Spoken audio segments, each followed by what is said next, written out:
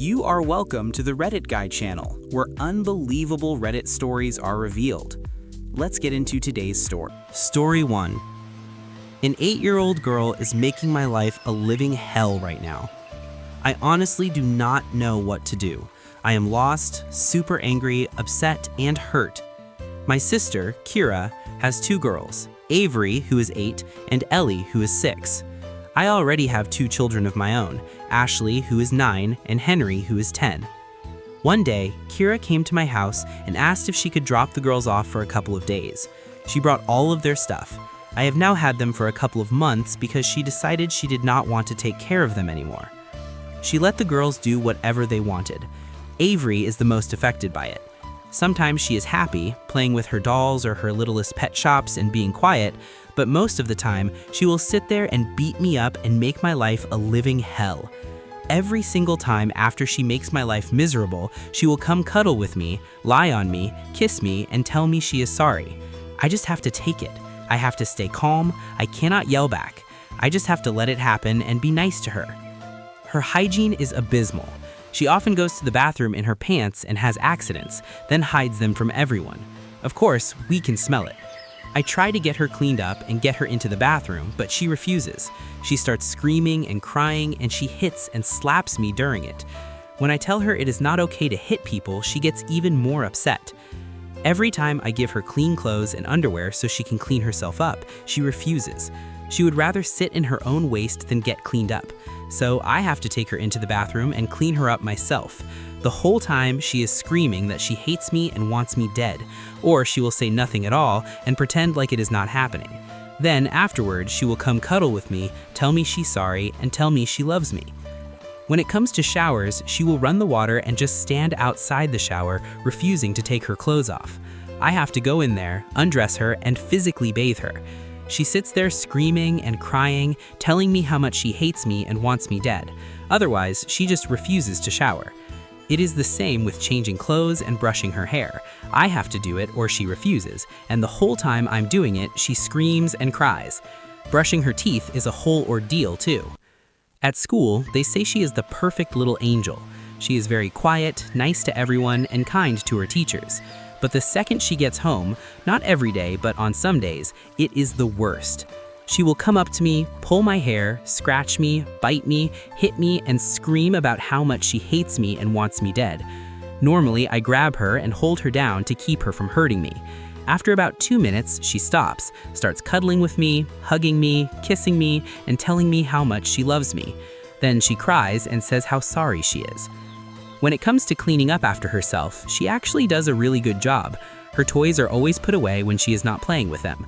But if I touch her toys, I will get hit or scratched, unless it's Ellie or Ashley. They play with her toys all the time. Henry does not care about her toys, so he leaves them alone. If we go somewhere as a family, she refuses to speak or participate, but the second we get home, she runs upstairs and starts crying. When I go to check on her, she starts screaming, crying, and hitting me again. Then she stops and starts hugging me, telling me she loves me. If I ask her to do something, like clean up after herself, she refuses and starts screaming, crying, and hitting me. But many times she will also come cuddle with me, lay her head on my chest, let me rub her back, and let me kiss her and tell her how much I love her. She kisses me too, and she sleeps in my bed every night. I do not know what to do. My life feels like a living hell. I have big scratch marks and bite marks all over my arms and body, and I do not know how to handle this. With the other kids, she barely talks. She mostly refuses to speak. The only people she really talks to are Ellie and me, usually when she is screaming that she hates me. Sometimes she will talk to Ashley and Henry, but it's usually one-word answers. At school, she refuses to talk at all. With my husband, she gives one-word responses. I am trying to get her into therapy, but our insurance will not cover it. Edit. I did not think I would have to mention this because I was mostly venting about the behavior, but I got guardianship of both girls. When I did that, I took them to the hospital to get a full exam, including a safe exam and a forensic exam to see if there was any sexual or physical abuse. The exam showed that there was neither. Her sister Ellie has some trauma, but nothing like how Avery is acting. I am not putting her in foster care. I'm sorry. And I'm going to copy and paste this comment as well.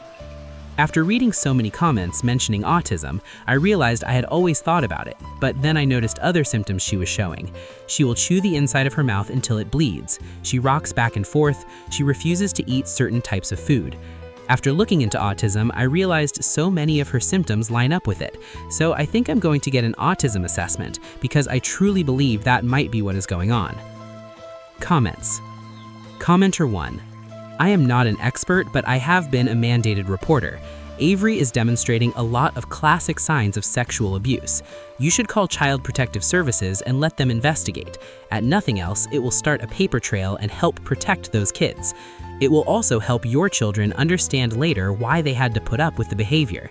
You are in an impossible situation, but you need to take steps and protect all the children any way you can. Commenter 2. I am sorry you are going through this. You are right, this girl needs therapy immediately. I would honestly sue your sister for custody and for child support. She should provide insurance for them and, if nothing else, child support. It is not fair for you to suddenly inherit 2 kids because she cannot be bothered anymore. She was definitely not taught hygiene skills and seems to have emotional regulation issues. I don't think she wants to react that way, but literally has no idea how to process big feelings and feels regret afterward. Sue your sister. Apply for resources in your area that might be able to help, but you are correct. That girl needs therapy immediately. Commenter 3. So hard. She is obviously a very hurt child. It breaks my heart. Hopefully there are resources you can access to help you with this. This is my opinion about the story.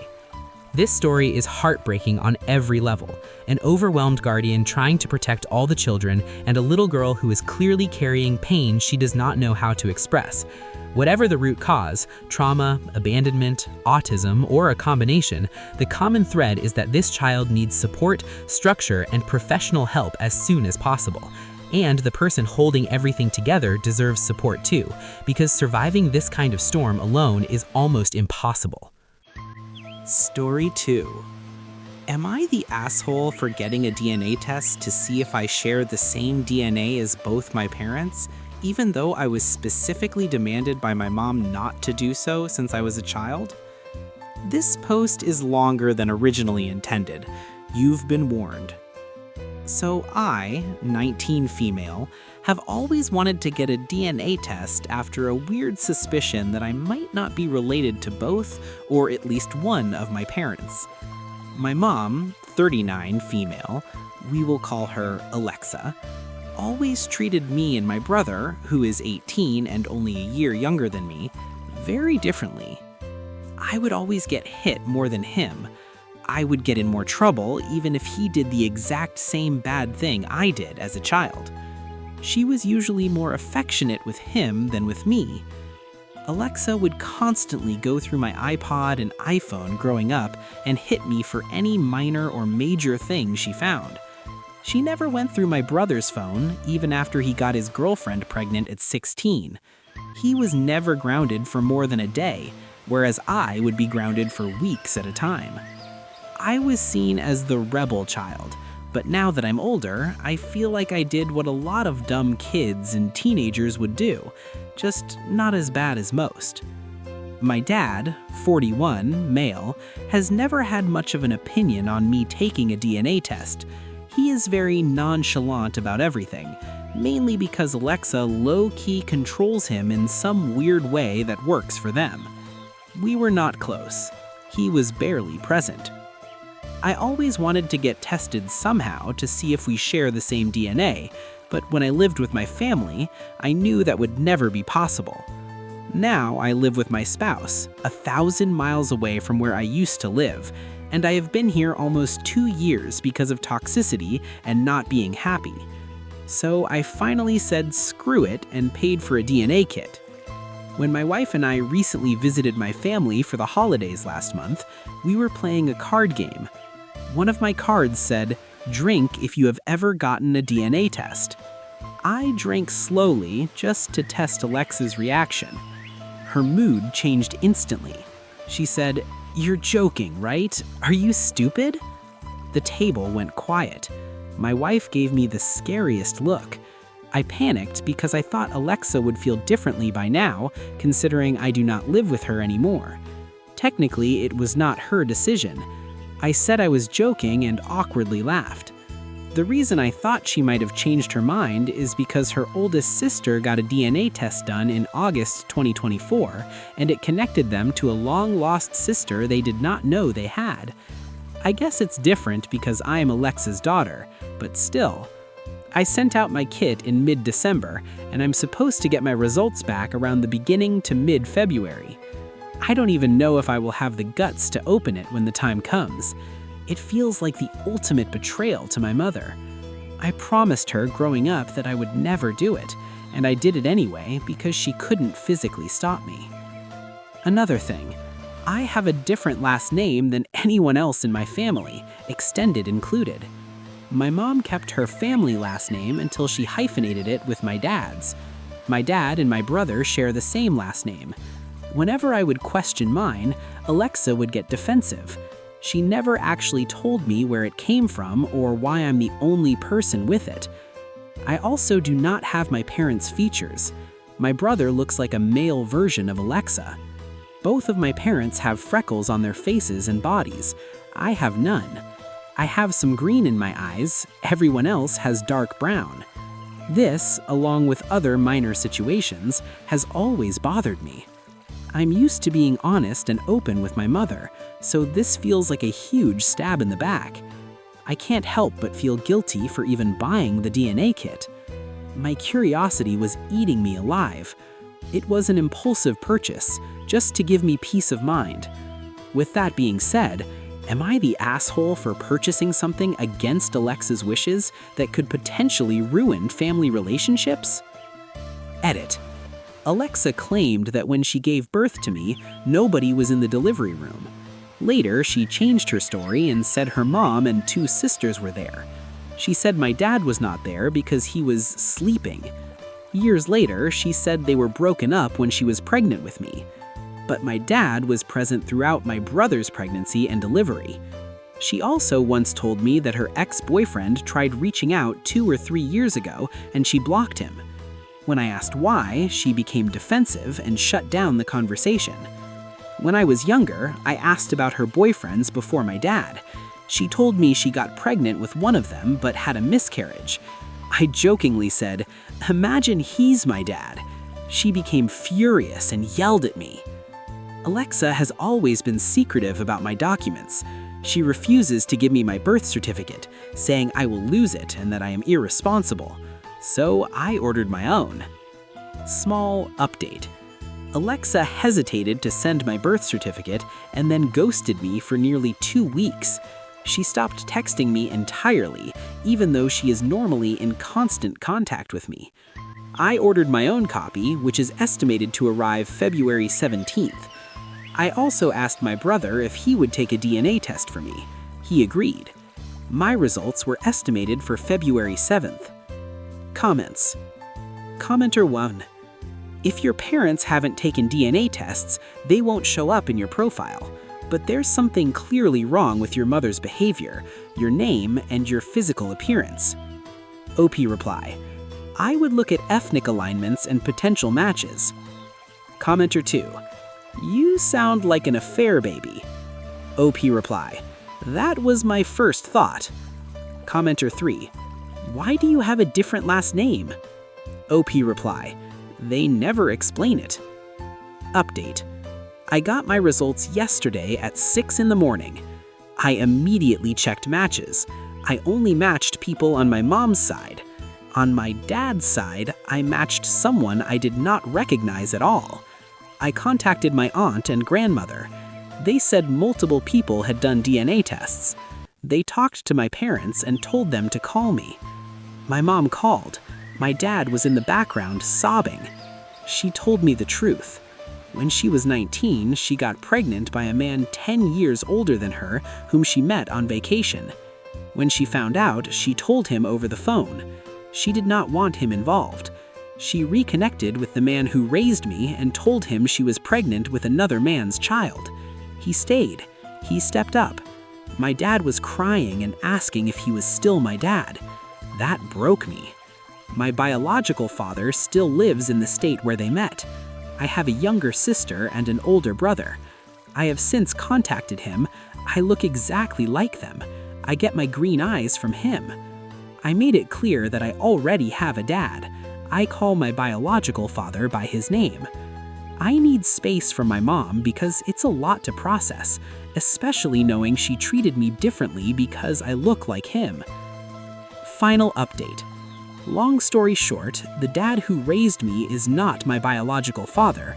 My biological father got my mom pregnant when she was 19 and he was 30. I now know I have 2 additional siblings. Thank you to the people who genuinely supported me. Here is what I think. This story is heartbreaking in a quiet way. The DNA test did not destroy the family, the secrecy did. The dad who raised her proved that fatherhood is about love, not biology. But the emotional damage caused by hiding the truth for 19 years will take far longer to untangle than any DNA result ever could. Story 3. Am I the asshole for refusing to cook 2 separate dinners every night just because my family does not want to eat what my doctor told me I need to eat? I am so frustrated right now, and I need to know if I am being unreasonable because the people in my house are making me feel like I am. I do all the cooking, every single night. Nobody else in this house cooks. Not my partner, not my mom who lives with us, nobody. I work full-time, come home, and make dinner for 4 people every night, including my younger sister who is 10. I have been doing this for years, and nobody has ever complained about the food or offered to help. A couple of weeks ago, I got some news from my doctor. I have a condition affecting my kidneys, and I have been told I need to seriously cut back on sodium and processed food. Basically, everything needs to be freshly cooked with very little salt. No canned stuff, no deli meat, no processed sauces. The doctor was very clear that if I do not change my diet, things are going to get worse. So I adjusted what I cook. Mostly the same meals, just made differently. Less salt, using fresh ingredients instead of jarred sauces. More chicken and fish instead of heavily seasoned red meat. The food is still good, it is just healthier. And honestly, it is stuff most people eat without even thinking about it. My partner complained on day 3, said the food tastes bland now. My mom said she does not see why the whole house has to change their diet because of my issue. They both suggested that I just make what I need for myself and then cook a separate, normal dinner for everyone else. A separate dinner, on top of the dinner I already cook, after working all day. Because they do not want to eat grilled chicken with vegetables instead of their usual food? I said no. I said I am one person cooking for 4 people every night, and I am not making 2 full meals because nobody wants to eat slightly healthier food. I said if they do not like what I make, they are welcome to cook their own dinner. Nobody has taken me up on that. My partner said it is not fair that they have to change what they eat because of something that is my issue. My sister has not said anything. She is honestly the only one who just eats whatever I put in front of her without complaining. I keep going back to the fact that none of them cook. Not once, not ever. And now they're telling the person who feeds them every single night that what she is making is not good enough because it has less salt in it.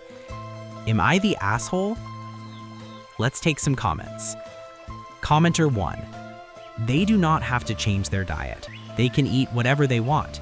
However, they are responsible for making it. Memorize that and say it over and over and over. Do not vary, do not argue, and definitely do not waver. Stick to your guns and the diet. They can adjust or not, 100% up to them. They are adults. Well, the 10-year-old is not, but she is not complaining. Commenter 2. I cannot believe that these people care so little for OP's health.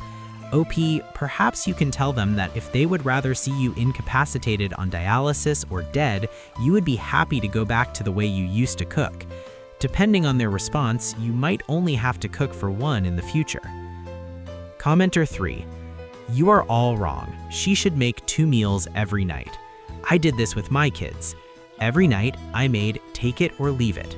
Not my fault if they chose hunger. Personal commentary. This one is not about food. It's about respect and labor. The only person whose health is at risk is the one doing all the work, and instead of support, she is getting complaints. If someone feeds you every night, the bare minimum you can offer is appreciation, not demands for a second menu. Thanks for staying to the end. If you enjoyed the stories, hit the like button, subscribe, and turn on notifications for more interesting Reddit stories.